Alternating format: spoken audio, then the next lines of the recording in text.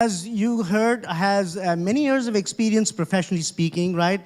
Is, based on the research I did, is a sort of a marketing guru. She's taken fairly traditional companies like Tata Communications, right? And now, working at a fintech company where it's not just about the disruptive technology and the art of change, that the company brings, but also how she's transforming lives, through her passion for social responsibility and women in the workplace. So maybe, Smitha, we can start with you and keep this momentum going. What about this journey of yours you'd like to share with us, and that would make it a lesson learned for others behind you? Sure, thank you. And I feel honored to be given the first chance with such a wonderful group over here. I also have to say this is my sort of first conference where I'm seeing all women over here. So it's really, really inspiring to see all of you and some of the conversations that I've had in the morning, from Dr. Sienna Lee, from, Myra, what she talked about earlier, something that I truly believe in. So I'll sort of talk about why I agreed to come in for this conference and sort of speak over here when traditionally I go for all the conferences where we're talking about AI, digital transformation, how CMOs can, become the next C-suite superhero. So that's my next sort of blog article that's going to come out. So please watch out and give me all the likes over there. But when I sort of was looking at the content, something that really struck me was, hey, sponsorship and mentoring is something I feel very passionate about. And that's what I would like to share, sort of my journey, where I made the conscious decision to go and get a coach, go and get a mentor and sponsor within the workplace, whereas outside of the workplace. But let's take a step back. All of us, we have a specific career development journey. And our experiences are not dependent on sort of what gender we belong to. I know there's a lot of conversation going on and research going on around women, whether should they be aggressive or should they sort of hone more of their feminine skills and how they're sort of stereotyped. There's also research that has been done that, what is called a stereotype threat. Most of the times when we're in school, colleges, or in organizations, when the moment you know that there is a threat based on your gender or your race, what culture you come from, immediately you take a step back and you underperform, you conform to those stereotypes as well. So it's quite fascinating to see that, yes, some of the women, we meet, they have ambitious plans. They may not necessarily be shy or introvert, but there's something that's holding them back because they don't want to conform to that stereotype. That's one. Second, again, sort of continuing from what, was, I think, in summary from the last conversation as well, you have to own your own career development journey. The onus lies on you. Yes, the organization can and do it, but you need to know where you want to get to, and then rest can be figured out. And that's where the role of a coach, a mentor, and a sponsor comes in. And I know we'll talk further about it in this panel. But in summary, a coach is somebody who's talking to you. Somebody, you could be talking to over the phone or meeting on a bi-weekly basis, spending an hour, like an Olympics coach, where he or she is monitoring every move of yours. You have the trust with them where you can discuss about every situation, and they can analyze and tell you how you could have done differently, how you could have done better. A mentor is somebody who talks with you. These are the people where, like Sienna said earlier, you may have 80% of the things, but 20% of the things you have to absorb as a sponge.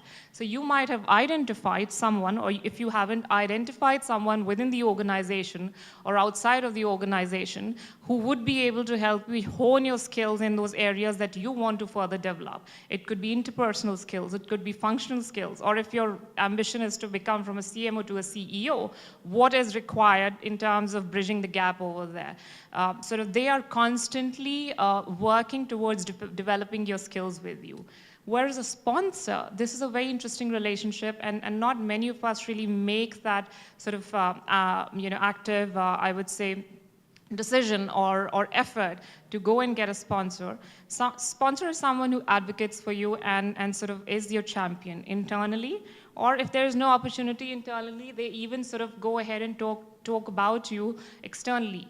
They may not be meeting you very often, but they are able to spot where you want to get to, and they will give you sort of stretch assignments that you can take in as well. Just to conclude, because I know other panelists would love to share their views as well, it has been observed that 23% of people, irrespective whether they're women or men, they have cited in their experiences when they have a sponsor, they advance their career much faster than people who do not have sponsors. And within that, 44% of women, when they had a sponsor, they asked for stretched assignments. They asked for sort of projects that would help them demonstrate their other skill sets which were not observed in their current roles. Thank you. Hi, good afternoon. Go ahead. Let me do justice to your introduction. So, Rhonda is one of those unique people that you meet, and why I choose to network, right? To get inspired. We had a lot of conversation about the intent for networking.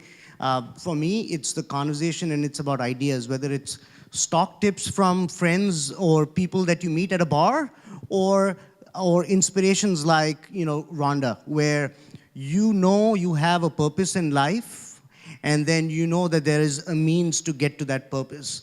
And that's kind of the career graph or the professional graph that Rhonda has. So maybe, Rhonda, I would ask you to opine a little bit or describe a little bit about how you came to found ohmyhome.com. Definitely. Your Jesh is very, very kind.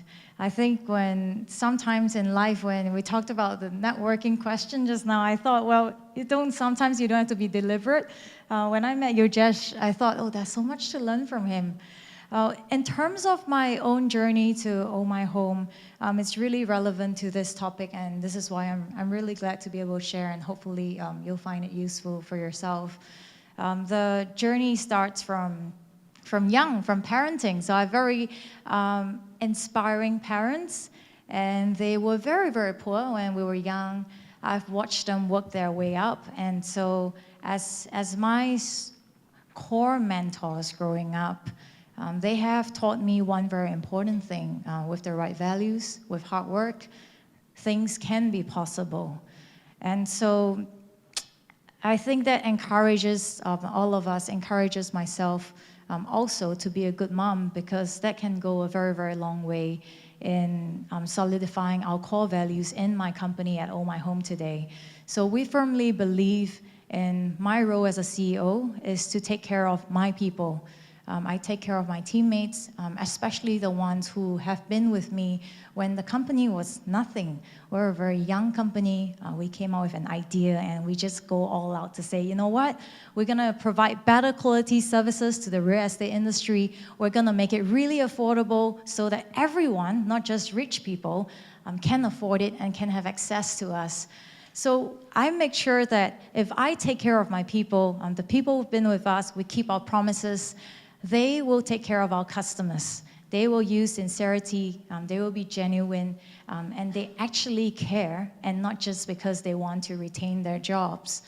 So this is the core values that I've grown up with, and that has led to the values that we set in my company.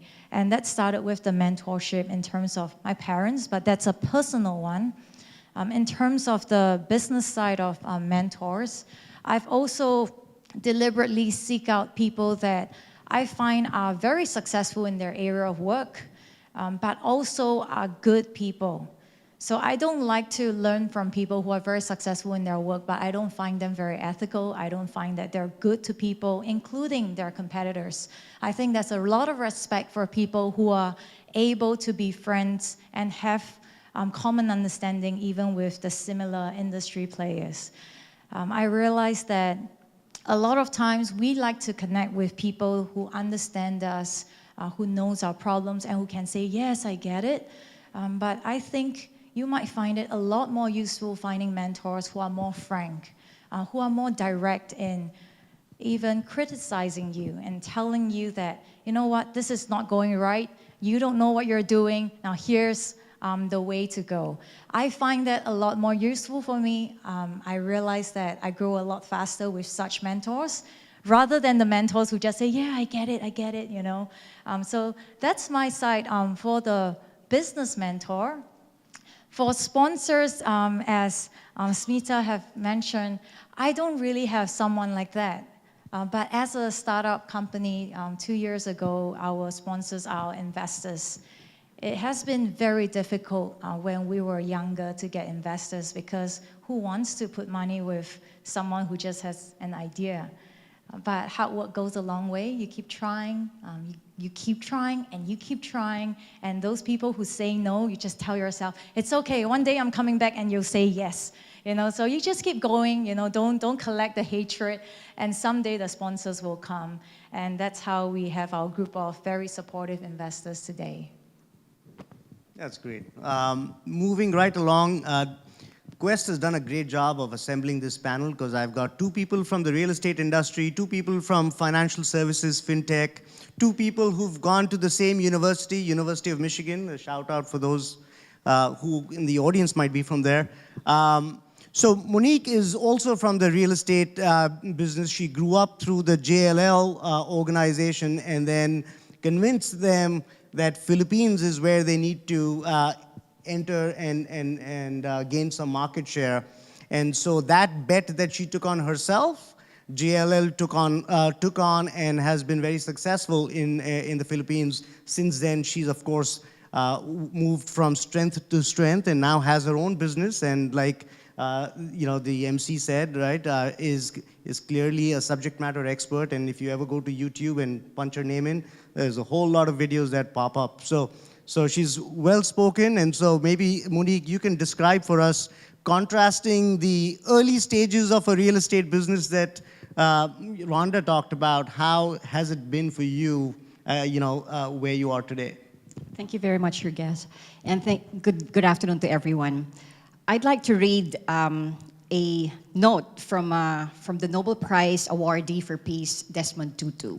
He once said, "I know I depend on others, and when I stand out in a crowd, it is always only because I am carried on the shoulders of others." Our topic today is about mentorship and sponsorship. All throughout my life, I have been very deliberate in identifying mentors who can help me navigate through life, navigate through the workplace, and help me advance in my career. I have a cache of mentors. These are very strong women, very successful in their own careers, and they are very diverse as well in terms of where they stand, their age, and their profession. And in some aspects, I find that they know me more than I know myself. But in most cases, I also need them to ground me. So mentors are everywhere. You just have to look and ask. And I have never been afraid to ask for help. And the reason for that is because I never considered asking for help as a sign of weakness. Now, as I advance in age and in experience, I have also gotten over the fear of being judged for what I say. I used to always hear the saying, "When in doubt, do not speak up." And a Chinese belief that the most quiet in the room is actually the most powerful. So I thought to myself, if nobody speaks up, then how will I know that there is a problem brewing? In my previous employment in the Philippines, I have witnessed resignations where reasons I thought could have been addressed immediately if only management knew about it. But because the fear of being judged is so great, the conversation ends, and the cycle repeats itself, and the problem is never solved. So when I transitioned from being an entrepreneur, from being an employee to an entrepreneur, I made sure that we have a very strong mentorship program, both informal and institutional. So as a business owner, I do spend a lot of time in mentorship. I encourage our staff to speak up by telling them that I do not have the monopoly of ideas, that my ideas are not always great, that they are not always implementable, and that they are always not profitable. because I was desperate for a two-way conversation. I needed to let them know that I am also human and that I am not a superwoman. So I needed to eliminate the fear and build their confidence. Now, what about sponsorship? Admittedly, when I was presented the topic, I had to look at the definition, and I was relieved to discover that among the Philippine power women that I spoke to, not a lot of them actually knew what that meant as well. Knowing the definition now, I realized that I have been sponsored as well. And unlike mentors, sponsors choose you. So as a senior research manager in Jones Lang LaSalle in Hong Kong, in charge of the Philippine consultancy, I actually delegated upwards. I spoke to my boss and I said, you should bring this report that we did on the Philippines and convince and advocate the opening of the Philippine office, because I felt so strongly that it was time to open the Philippine office. 2 years after, I was asked to go and get my licensure examinations, and my entire family was repatriated back to the Philippines. Now, it did not matter to me that they also sent 2 British men for me to report to, because at that time, I was not even ready to return to the Philippines, nor was I ready to lead the whole Philippine office, as well as I was not ready at that time to even lead 3 departments. But the opportunity opened to me, and I had to grab it and just do my homework and burn the midnight oil to prepare. I also just realized that I myself was also a very strong sponsor of 2 of our staff. In fact, one of them, who is holding a very senior position now, used to be our pizza waiter. So at the restaurant, I observed his excellent interpersonal skills, and his service to us was impeccable. So I gave him my business card, I hired him, I trained him, I mentored him. And to this day, if you meet him, our clients think that he is a lawyer. So in that sense, I think I was quite fortunate, and I was quite, I was good as a sponsor. So indeed, when done well, I think sponsors and protege wins. In conclusion, I just want to encourage everyone to be deliberate in your plans. You have to personalize your definition of success. And if that definition is being a housewife, then be the best housewife. If the definition, but since we are all here and we are in the workplace, then let us play to win. We always have to seize the opportunity even if you are not ready. A Harvard Business Review study says that men apply for a job even when they are only 60% ready, but women apply when they are 100% ready. When the opportunity presents itself, seize it and just burn the midnight oil to prepare. Thank you. All right, and our final panelist, we're just getting started, right? And our final panelist, Rana, she's from the Middle East, grew up in the US, now lives in Asia, and so professional expertise aside, which you already heard about, is fairly passionate about the whole idea of advancement from a socioeconomic standpoint professionally as a company, which is what they do, and then at a personal level, how can best practices move from one region to the other, and what are those key takeaways? So maybe, Rana, you could share with us a little bit about your journey, and then the punch list for others. So thank you very much, Yogesh, and it's very, very nice to be here. I see a lot of familiar faces in the audience, so it's good to see a lot of people here again. And I just want to comment, I thought what you were saying, Monique, was fabulous. I think it's a fabulous journey for all 3 of these other ladies here. Maybe my story is a little bit more humble. I've been with IFC now since about 1999. When I, graduated from university. I'm curious who else in this panel is from University of Michigan, so that's great. Yeah, so as Yogesh mentioned, I'm originally from the Middle East. I am Jordanian, half Lebanese, and it's certainly a region where you could see a lot more advocacy for women in leadership and women participation in the labor force. And I think they probably could take a lot of lessons from what you see in Asia. So the challenges you find in Asia, you can accentuate that and magnify that, certainly for the region over there. And so that is something that I'm quite passionate about. I've joined an institution that not only works for targeting investing in emerging markets with a clear development objective. So everything we do has to have a clear development objectives. How are we creating jobs? How are we improving the environment? And we have a lot of programs for women. For example, while I'm not directly involved in many of them, but we have a number of programs that are put in place to help women empowerment in the labor force. For example, IFC has invested about 1.6 billion dedicated to gender lens investing through our Women in Banking program. And what that does is help support women entrepreneurs. What we found is we do a lot of lending through financial institution to do SME support, because we find that women often take a large proportion of the SME workforce. And so creating an enabling environment to provide access to finance, to provide access to credit, is one way in which we can help empower women in the labor force.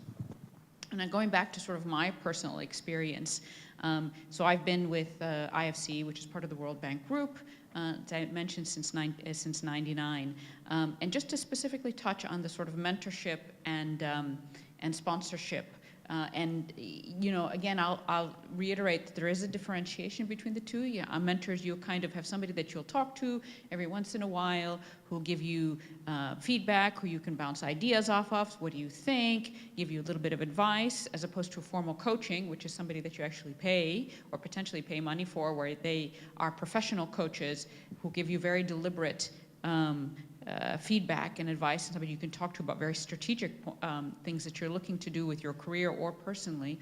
And a sponsor, I would say, is slightly different, and that's where somebody who will, from a career perspective, advocate for you and help you to find those opportunities on a very, very deliberate basis. But it's not necessarily, it's not necessarily somebody a sponsor, not necessarily somebody who's going to search you out. What I would say is you need to find that sponsor, and you need to advocate for yourself why that person should be your sponsor. You need to deliver projects for that sponsor, special, like these people were saying, stretch assignments for that sponsor, and that sponsor then will be your advocate, whether within the corporation or somewhere outside of the corporation. Many of you probably have read the book Lean In by Sheryl Sandberg, right? So if you read it, who was her sponsor in many ways, and mentor and sponsor was Larry Summers.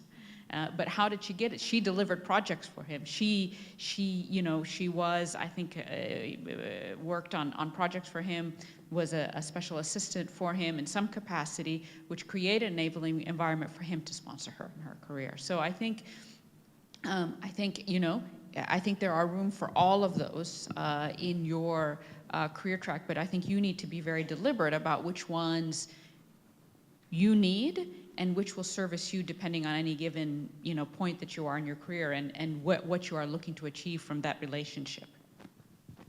That's great. So maybe, Rana, I'll piggyback off that idea of being deliberate, right?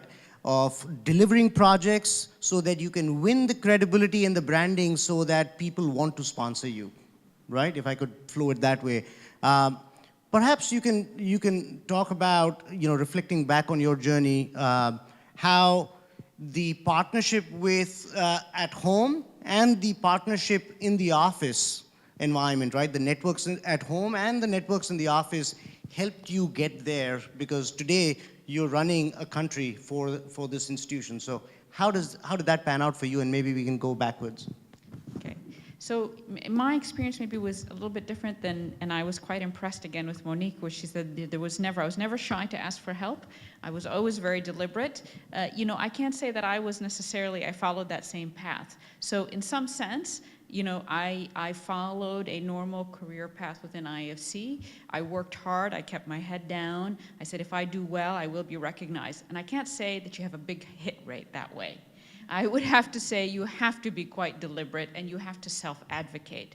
And for me, that took a little bit of time to kind of realize that self-advocacy is not necessarily me bragging or not necessarily me showing off, but it's me insisting that I be recognized for my work. And I would say that people in management positions, as you're moving up the ladder, or people who are above you who are looking as to whether they're going to give you an opportunity or not are not that stupid either, right? So, but sometimes you're just not immediately in the, on their radar screen. As I think somebody mentioned in the panel before us, that when they were looking to recruit people, it was on networking, is that you may have met somebody who was right for that position, but they just not be immediately on their radar screen. So I think that that sort of networking and self-advocacy puts you back in that radar screen. I think a couple of things that I've done, and so I've had mentors throughout the way, and I would say I've had mentors that were both male, and I've had mentors that were both female. My managers were actually quite supportive, and they were quite critical in my career journey. But I would mention a couple of other people I think were quite instrumental in my life. I would say one is definitely my husband in many ways. He was running a small, smaller than IFC, but a fairly decent-sized company. And he would come home every day, and we would chat about some of the management decisions he would make. And I would think, God, I just don't have the courage to do what he does, and how he talks to people. You know, I mean, he's really, really self-confident. And where can I find that self-confidence? And I guess by osmosis, it ended up I grabbed some of that and was able to apply it in the workforce. And the second one, I would say, interestingly enough, would say my father, right? My father's traditional Middle Eastern male, very dominant, very strong, very intimidating.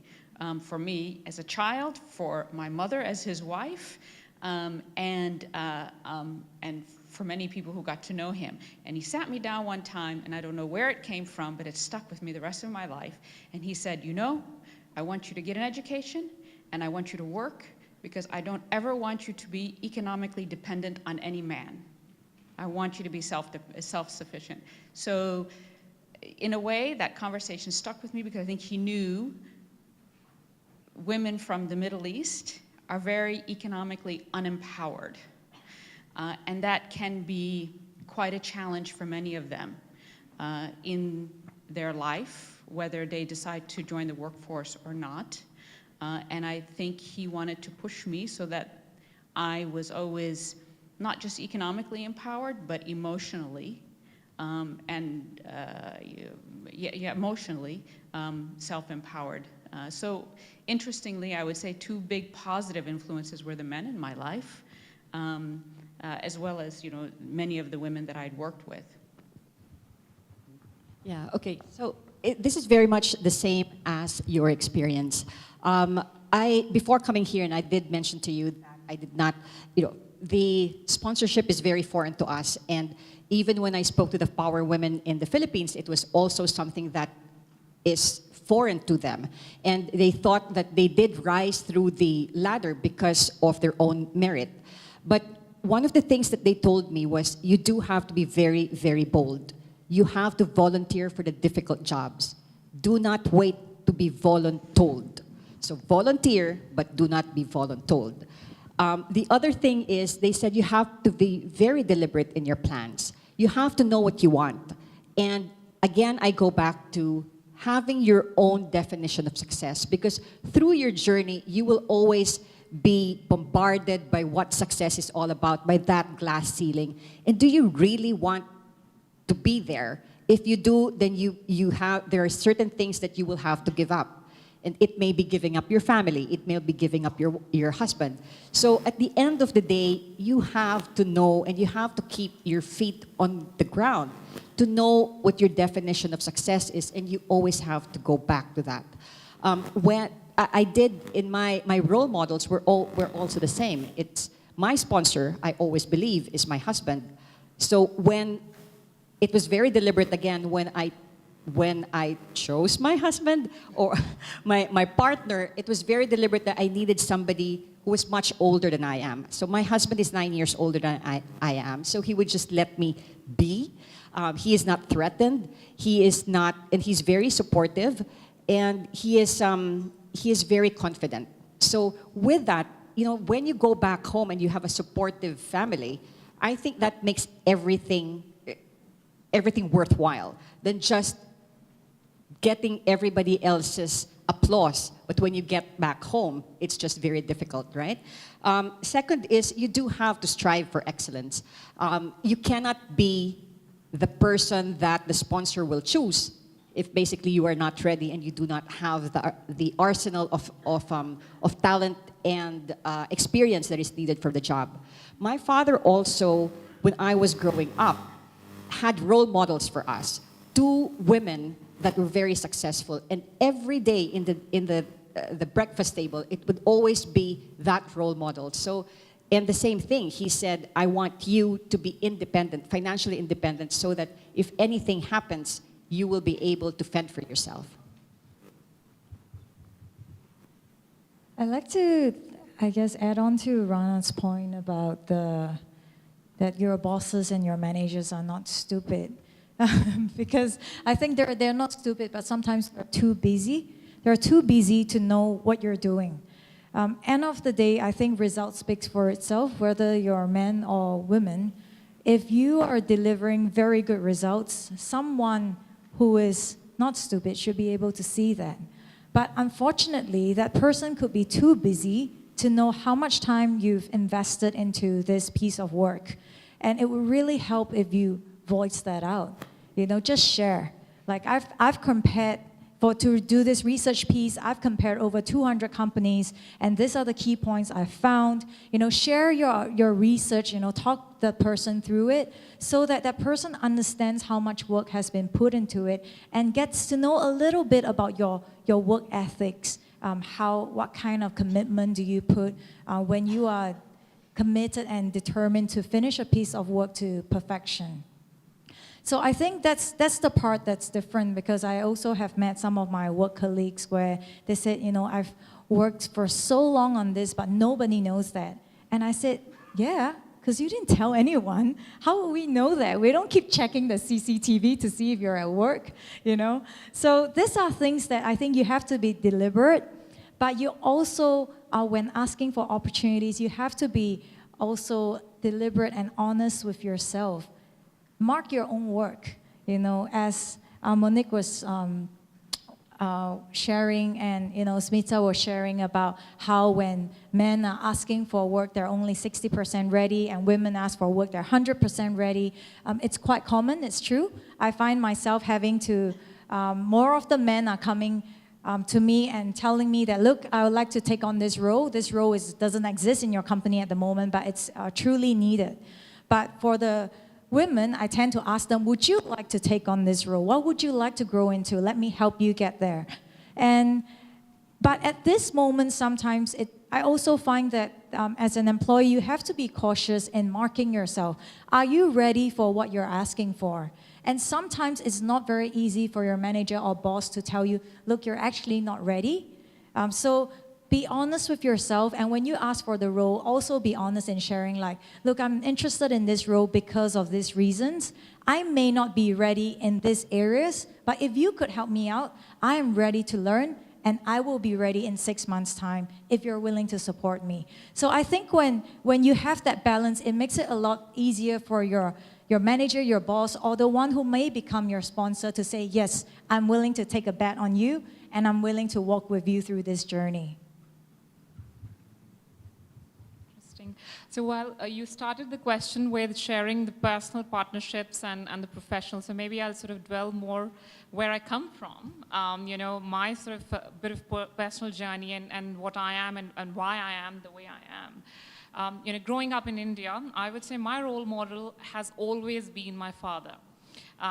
Interestingly, when you're growing up in India, there are a lot of families where, and through the initiatives that I'm driving, I'm also seeing, girls and women are not given sort of equal opportunities. But the environment that I come from, even though my father is a self-made man and he came from a very poor background, there was a time where his father, my grandfather, could not even fund his education to all his school, college. Everything was self-funded by him. And not only that, he raised his other siblings, 6 other siblings, and 1 sister to become equally competent in what they were. So we always joke with our father, who's still around. It's like, you were grown up to become a father when you was quite early, so now you should feel like a grandfather to us. But what I learned from him very earlier on is, even though, it was a sort of a model where my father was a bureaucrat working and my mother was a housewife. We were two, girls in the family, and my brother, when he would come home, he would not be the bureaucrat or the government official who was working outside.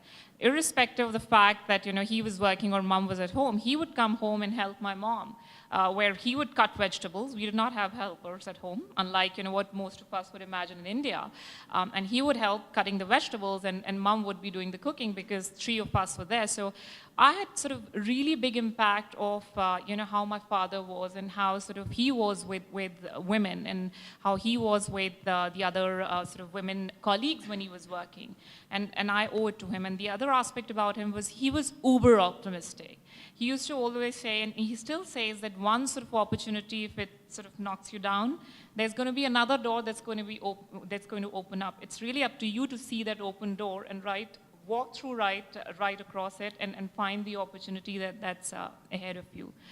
So yes, growing up in India in such a sort of liberal and open background, and then comes in, so I had the opportunity to go to the best of academic institutions, because fortunately I was blessed with some brain. So, I did well in studies, and I managed to get and sort of choose non-traditional mediums. In India, when you're academically bright, you tend to be either a doctor or an engineer.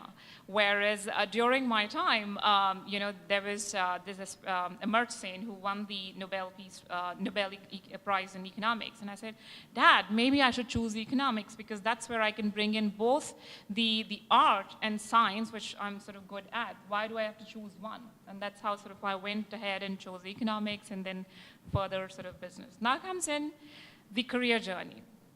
Throughout my career, as I had mentioned earlier as well, I was very clear that I wanted to be in technology. And I was very clear as well that I wanted to make a business impact. So while I started with a marketing function, I always was sort of curious. As a child also, I was very sort of curious and restless. I was always told that very curious and wants to have all the questions and get the answers. But my curiosity led me to seek sort of understanding of business as a whole, and holistically getting that view. And hence, sort of consciously and deliberately, we talked about it earlier, I made that conscious decision to choose sponsors, mentors and coach that would help me get to that journey. So be it, say, a board member, for some of you who know Mr. Girja Pandey, he sits on the board of a lot of companies, ex-chairman of TCS. He continues to be my mentor and sponsor in certain aspects as well when it comes to certain opportunities. At Finastra, I have a coach, Charlotte. She is the Senior VP of Cultural Transformation, and we meet very frequently and talk about situation-based scenarios where we sort of discuss how we could have handled things differently. And sometimes she even tells me that you were actually absolutely right, so don't overthink and overanalyze, and don't be affected by what others are telling you. And in the form of a mentor, my mentor sort of is constantly sort of not just talking about, often we as mentors, and I mentor as well, we think that, okay, mentoring means we have to give critical feedback all the time, and that could be maybe demoralizing to some people. So I always say mentoring is a bit of sort of doing a bit of psychoanalysis of your mentee as well, and tapping into their hidden potential that maybe they are not aware of. And in terms of partnerships, I think I'll conclude with this example where, there was a time when I wanted to sort of venture out and get into consulting, where traditionally my experience was all about running marketing functions and business functions in technology companies. And I said, hey, I love to sort of share experience. I love to see things, as a project and get them to conclusion. So I would love to maybe start a consulting company at some point. And I had no sort of typical consulting background or chartered accountancy sort of background, but one of the 4 consulting firms a few years back reached out to me, and they created a role for me based on my skill sets and experiences rather than offering a role to me that was already existing. Now, while I did not take that role, did not go ahead and I chose Finastra, but that sort of was a positive reinforcement to the fact that when you're networking or when you're having these meaningful conversations, I know a lot has been talked about networking, but if you see them as meaningful conversations, you never know who, where, and when is sort of spotting you, is observing you, and they can see that hidden sort of value that you bring to the table, and they could offer you that something that even you wouldn't have thought of. That's great. Questions from the audience, because I can go on and Pranav over there is flashing me. Questions from the audience. Okay, while people, oh, go ahead. There's a question in the front. While a mic gets there, one last question that, after we're done with this one, if we could do a quick round robin on women helping women. Does that happen? Does that not happen? And what's the trick to that? Let's get a little prescriptive. Go ahead. Yeah, so women tend to be over-mentored and under-sponsored. I think we have heard this before. And it's like everywhere we look for their mentors available and they are ready to be mentored. But when it comes to sponsorship, it's very hard to find that sponsor who's ready to put their stake and say, yeah, I'm ready to sponsor this person. And often sponsorship happens inside the doors and not known to many people, but mentorship happens with everybody. So, means what's the difference with how do we find a sponsor? I think that's a struggle very often. Maybe I'll take that, considering I've had experience having a mentor and mentoring as well. I think over-mentoring depends on if you have chosen a mentor or you've been given a mentor as part of the organizational training or based on where you are. If you're choosing a mentor, you can choose a mentor based on, the shared values that you have. So it could be a woman or a male mentor based on the values that you sort of see, shared value system and career aspirations. So you have to be very clear in terms of what's the goalpost you want to hit and then work backwards in terms of whether this mentor has the experience and skill sets. So while they are assessing you have to be assessing your mentor as well, where you have to see whether they can give you the skill sets and experience that you need to get to your end goal post. Talking about Spencer again, we'll reiterate that sponsor is someone who's your advocate, your champion, and your influencer. They're not someone you would be talking to on a daily basis or even a monthly basis. Again, it's up to you how you choose your sponsor. And talking from my own sort of example, few weeks back, I was sitting down and laying down my 1 year, 3 year, 5 year goals. So I'm very sort of goal-oriented and methodical. I like to see the picture where I want to head to and then work backwards, just like we sort of heard in the previous session as well. Now, I realized that for my first year journey, I spotted that there is a specific person who can get me there, what I'm looking at. So hence, I identified a sponsor based on the skill sets or the opportunities I needed.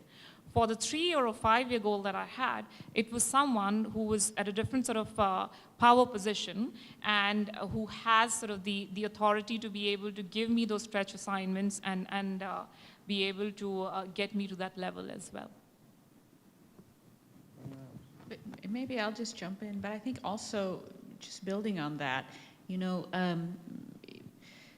you have to find, I don't think there's a problem in having too many mentors, so you have to find the ones that are bringing you value. And I would probably say that many of men and where I work, they have many mentors, but maybe they just define it differently, like somebody they just sit and chat with, but that can also be a mentor in a way.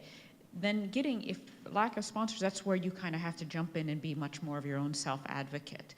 And I'll touch on something I mentioned earlier. Not everybody is a type A plus personality. Not everybody is an extreme extrovert, right? For some people, it's very natural, and it's really not a problem to go up to somebody and say, I want to, do X, Y, Z project. I want to do this. Other people, and maybe women, maybe fall into that spectrum where they say, I have to be 100% sure before I say I want to do this and that. And I think that's where maybe that gap in that sponsorship comes in, because again, being on the radar screen of somebody and pushing and self-advocating and demonstrating sort of your desire to do something can give women that link into that sponsorship, you know, and into finding more of those sponsorships. And I would say that even if you ask for something and you don't necessarily get it, again, it puts you on the radar screen and it starts making people think about you. And then from there, sponsorship will organically come up. And so I know when I transitioned into management roles, it's so striking, the differentiation between how men will come and talk to you and self-advocate and how women will. And, as I think as Rhonda was saying, you have to, good managers will be able to identify the difference, but sometimes they just don't see it. They just have to be informed of it, and then you can see the value that each employee brings in, and then you can help to advocate for them or push them. I just wanted to share this this incident that happened. So I came from the Philippines. My first job was with Jones Lang LaSalle in Hong Kong, right? And the way I was raised up was, first, you don't speak when you are not spoken to. Number two, you don't enter into a conversation if you are not in the conversation. So that was how I was raised. Now I go to Hong Kong, and I was a research analyst. I was working with a powerhouse of men. I was actually the only female research analyst at the time, and all of them were all from Ivy League schools, and I was from the Philippine school. I was seated beside my Australian boss, and right in front of me was my Australian colleague. Our British chairman came over to the office and asked a question to my British boss. So here I was just typing and not getting into the conversation. My Australian boss was not able to answer. He was like, okay, I'll get back to you. My Australian colleague pivoted and just entered the conversation and answered the question. So initially, our chairman just looked at him with a face like, why are you in this conversation? I don't even know you. But because he had something to say, the conversation became three-way. Our chairman pivoted towards him, and the conversation became three-way conversation. When that was happening, I was just observing, and I said, no, you cannot answer. I thought he made a mistake. I said, no, you cannot do this. And I did see the face of our chairman. But because he had something to say, then I said, yes, now you have to do this. And he was recognized, and his name was even, the chairman already knew his name. And I would see them walking to the elevator together and having a conversation. So immediately I told myself, okay, I have to also, what I grew up with, the usual is very different once you are in the workplace. You do have to speak up, and there are certain things that you will have to be very flexible. So. Were you saying that some mentors you have don't support you all the way through? No. I wasn't saying that. I was saying that women tend to be over-mentored and under-sponsored. That's what I was saying, that we're always getting mentored, but really it's hard to find a sponsor who's ready to sponsor and say, okay, I'm ready to take that risk. Have you asked people and then they said, like, I'm not going to sponsor you? No. So I think you have to ask. People rarely just come up to you and say, hey, I'm going to sponsor you, I'm going to talk about you, advocate for you. I think you can ask them, but if you ask someone and that person does not want to support you, I've met people like that. In terms of when I'm fundraising, I've met investors who don't want to invest in my company. And it's a very difficult question to ask or a difficult conversation to have, but I always ask them, why? And I think you have to give room for people to be honest, because usually they'll give you very superficial reasons, like, so why don't you, what makes you not want to invest? What makes you hesitate? And then they'll say something like, oh, it's a great company, it just doesn't fit our portfolio at the moment. So that's not the real reason. Yeah. So then you have to open up and just say that it's okay that you don't invest. I just want to know your real reason so that I can be better the next time you see me. So that's when the real reasons come out. And you have to really genuinely accept it, not like defensive, just accept it. Thank you very much. I really appreciate this feedback. And I think that's the way you know, and that's the way I knew. And that's how the next time I go back to the next investor, I become better and better and better. And one day someone will say, yes, I will sponsor you. Great. I'll just round out with a male perspective on that question, because the idea that you are over-mentored suggests that men don't get as much mentorship, or somehow in relation to some other demographic, right?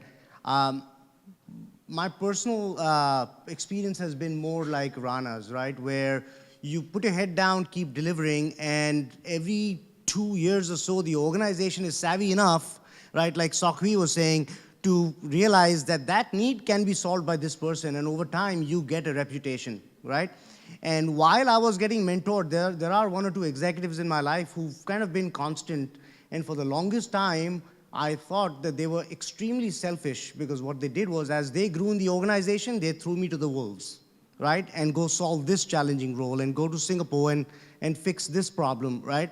But over time, what happens is, behind the scenes, as people get to know your work, and that goes back to the essence of networking, right? The sponsorship happens. Your credibility wins you that sponsorship, right? Unlike the joy of having a startup and having an investor tell you point blank why they don't want to invest in you, in an organization, especially larger organization, political correctness actually inhibits candid feedback, especially in the US, right? It's hard. And then that, coupled with the fact that not everyone has the thick skin to deal with that constructive feedback, right, is also a problem, right? One of my mentors, actually both of them, right, would say, don't bring knives to a gunfight. I'm like, what is that all about, right? And really what it is about is that you're not bringing your A game, right? You aren't ready for this space, right? And that was constructive feedback. I had to go figure out how to do a better job on that project to deliver that. My point, just to wrap up, going back to where we started, mentorship, sponsorship, this is a responsibility, right? There is no one size fits all, right? While all of you might be women, right? The answer for what is success is different for every human, right? When I became executive, people started inviting me to speak at events because they thought I was suddenly successful, right?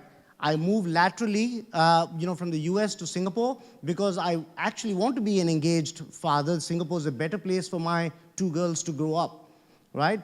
It's challenging in this organization where the temptation for career progression is to move back and to move my family around, to say, no, I need your support. And as it turns out, our CFO is a classmate of Arvind's, right? So the organizer of this conference, he's empathetic enough to kind of give me 2 jobs so that it can make economic sense to afford me in this role in Singapore for longer than I was planning, right? So all of that to say that men don't necessarily have it easy, right? But absolutely, you can help yourself by being more deliberate, more purposeful, because that will help you find your ikigai, right? And then, as far as networking is concerned, talking to people just generally helps. Don't turn everything into a relationship. Having conversations helps. You will learn something. Listening, right? That advice that you were given, listening can only help. Being the last person in the room to talk is not a bad thing. Just ensure that if you have something to say, you say it, right? With that, thank you so much.